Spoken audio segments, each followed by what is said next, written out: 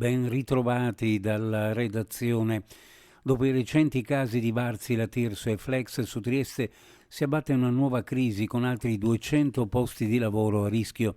Questa volta tocca U-Blox di Sgonico.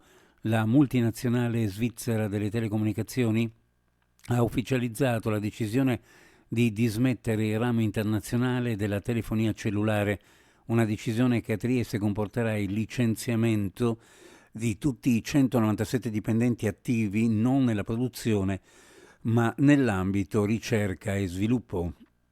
La strategia del gruppo U-Blox è contenuta in una comunicazione ufficiale in cui l'azienda annuncia la decisione strategica di eliminare gradualmente la telefonia cellulare.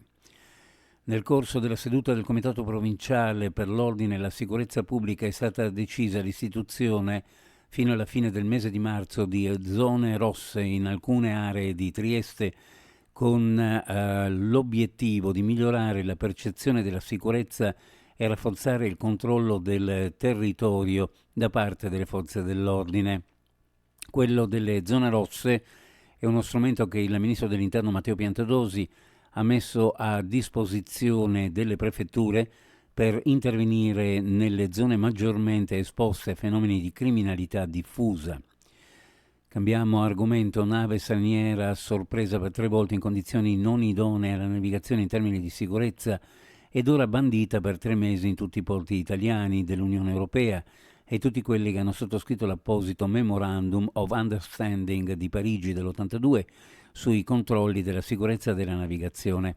Il nuovo anno 2025 per la Capitaneria di Porto, Guardia Costiera di Trieste, che ne dà notizia, si apre non solo con una detenzione, bensì con un provvedimento di bando emesso dal locale nucleo ispettori Port State Control nei confronti di una nave che nei giorni scorsi ha fatto scalo presso il porto di Trieste, un General Cargo di bandiera Belize che nel corso degli ultimi mesi a seguito di ispezioni effettuate da parte di altre autorità marittime in altri scali italiani era già stata 2 volte fermata e detenuta con un provvedimento amministrativo. 2 milioni di euro sono una cifra da capogiro nei confronti soprattutto con le cifre che abitualmente si possono vincere acquistando un gratta e vinci. La vincita è avvenuta nel capoluogo del Friuli Venezia Giulia, al bar sportivo di Via dell'Istria 8 Barré, 2 milioni vinti grazie ad una spesa di 10 euro. Ignota al momento la persona baciata dalla dea bendata, ma a ignorare la vincita sono stati anche gli stessi gestori del bar. Uno sguardo alle previsioni meteorologiche per la giornata odierna: cielo in genere sereno poco nuvoloso, nel Tarvisiano maggiore nuvolosità, sulla costa e sulle zone orientali borda moderata sostenuta, specie sul Carso e a Trieste, dove potranno esserci raffiche forti. In quota vento moderato da nord-est, temperature minime in pianura fra -2 e +1, massime fra 10 e 12 gradi, sulla costa minime fra 3 e 6, le massime fra 8 e 10 gradi centigradi.